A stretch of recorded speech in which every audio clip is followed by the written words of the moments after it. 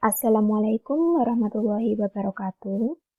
Teman-teman, perkenalkan, nama saya Mita Handayani dengan NPM 1901401040016.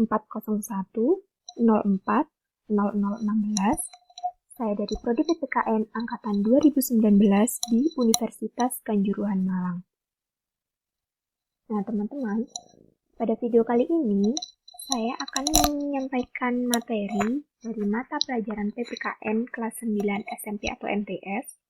Dan pada video kali ini, saya akan membahas mengenai materi dari subbab pertama, yaitu penerapan Pancasila dari masa ke masa.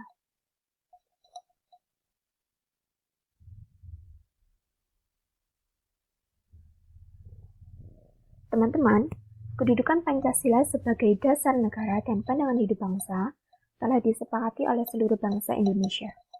Akan tetapi, dalam perwujudannya banyak sekali mengalami pasang surut. Bahkan, sejarah bangsa kita telah mencatat bahwa pernah ada upaya untuk mengganti Pancasila sebagai dasar negara dan pandangan hidup bangsa dengan ideologi lain. Upaya ini dapat digagalkan oleh bangsa Indonesia sendiri. Meskipun demikian, tidak berarti ancaman terhadap Pancasila sebagai dasar negara sudah berakhir.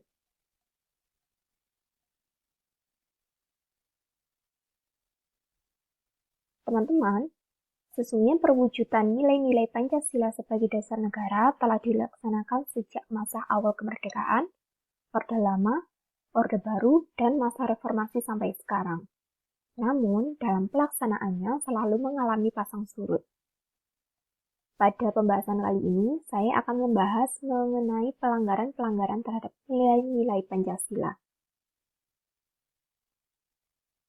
Untuk yang pertama yaitu pada masa awal kemerdekaan, yang terjadi pada tahun 1945 sampai 1959.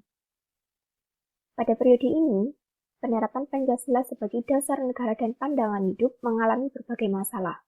Ada upaya-upaya untuk mengganti Pancasila sebagai dasar negara dan penyimpangan terhadap nilai-nilai Pancasila.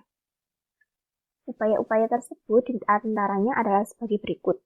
Yang pertama yaitu pemberontakan PKI di Madiun pada tanggal 18 September tahun 1948. Yang kedua yaitu pemberontakan DITII yang dipimpin oleh Soekarno Marijan Kartosuwiryo. Yang ketiga yaitu pemberontakan Republik Maluku Selatan RMS.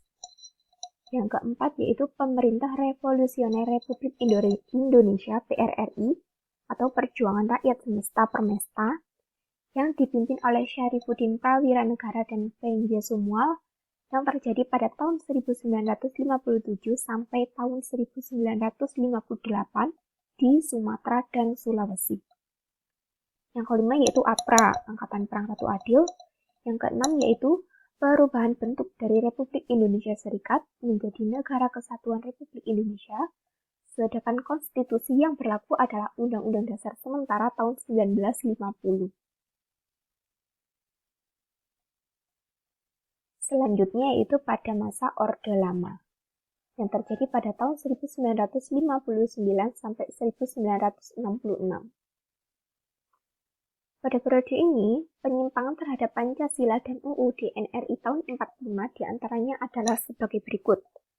Yang pertama yaitu Presiden Soekarno ditetapkan sebagai Presiden seumur hidup berdasarkan TAP MPRS nomor 20 tahun 1963 yang menyebabkan kekuasaan Presiden semakin besar dan tidak terbatas. Yang kedua yaitu Presiden mengeluarkan penetapan Presiden nomor 3 tahun 1960 pada tanggal 5 Maret 1960 yang membubarkan DPR hasil pemilu tahun 1955. Yang ketiga yaitu Presiden membentuk MPRS yang anggota-anggotanya terdiri atas anggota DPR GR, utusan daerah, dan utusan golongan yang semuanya diangkat serta diberhentikan oleh Presiden. Teman-teman, pada periode ini terjadi suatu peristiwa besar, yaitu peristiwa pemberontakan PKI yang terjadi tanggal 30 September tahun 1965 yang dipimpin oleh DN Aidit. Tujuan pemberontakan ini adalah menjadikan negara Indonesia sebagai negara komunis yang berkiblat ke negara Uni Soviet serta mengganti Pancasila dengan paham komunis.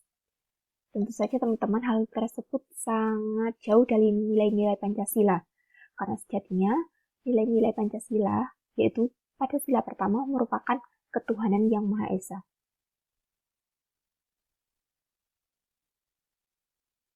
Yang ketiga yaitu pada masa Orde Baru tahun 1966 sampai tahun 1998.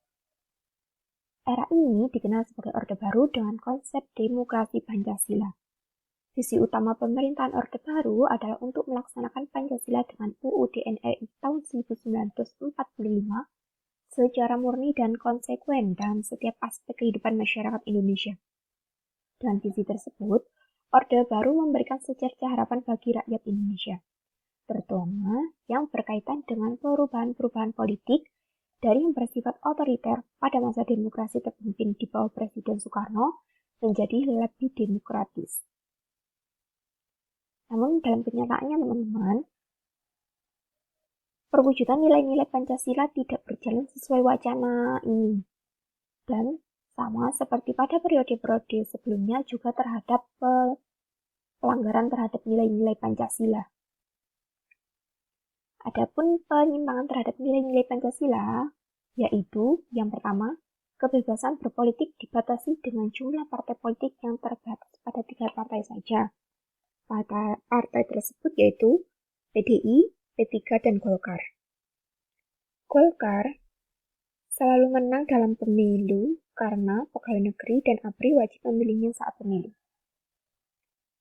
Sedangkan penyimpangan yang kedua yaitu dibatasinya kebebasan pers dan kebebasan berpendapat. Dan yang ketiga yaitu munculnya beberapa peristiwa pelanggaran HAM seperti kasus Tanjung Priuk, kasus Marsinah, dan lain-lain. Yang keempat yaitu masa reformasi yang terjadi pada tahun 1998 sampai sekarang. Teman-teman, pada masa ini, penerapan Pancasila tidak lagi dihadapkan pada ancaman pemberontakan-pemberontakan yang ingin mengganti Pancasila dengan ideologi lain, akan tetapi lebih dihadapkan pada kondisi kehidupan masyarakat yang diwarnai oleh kehidupan yang serba bebas. Kebebasan yang mewarnai kehidupan masyarakat Indonesia saat ini meliputi berbagai macam bentuk, mulai dari kebebasan berbicara, berorganisasi, berekspresi, dan sebagainya.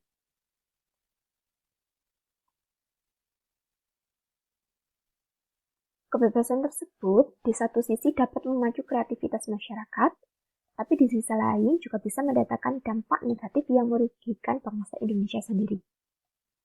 Teman-teman, terdapat beberapa hal negatif yang timbul sebagai akibat penerapan konsep kebebasan yang tanpa batas, seperti munculnya pergaulan bebas, pola komunikasi yang tidak beretika, peredaran narkoba dan minuman keras, aksi anarkisme, serta vandalisme, sehingga memicu terjadinya perpecahan dan penurunan moral. Selain tantangan-tantangan tersebut, saat ini bangsa Indonesia dihadapkan pada perkembangan dunia yang sangat cepat dan mendasar, seiring dengan berpajunya pembangunan bangsa-bangsa. Dunia saat ini sedang terus dalam gerak mencari tata hubungan baru, baik di bidang politik, ekonomi, maupun pertahanan dan keamanan. Walaupun bangsa-bangsa di dunia makin menyadari bahwa mereka saling membutuhkan dan saling tergantung satu sama lain, namun persaingan antar kekuatan besar dunia dan perebutan pengaruh masih berkecamuk. Salah satu cara untuk menanamkan pengaruh kepada negara lain adalah dengan melalui penyusupan ideologi, baik secara langsung maupun tidak langsung.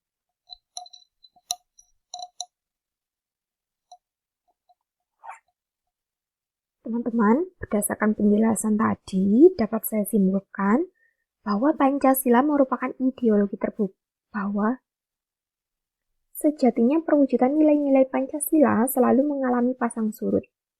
Oleh karena itu, kita sebagai warga negara yang baik berkewajiban untuk menjunjung dan mengamalkan tiap sila Pancasila dimanapun dan kapanpun, agar Pancasila tetap abadi sebagai ideologi bangsa kita dan terhindar dari dampak buruk kemajuan zaman.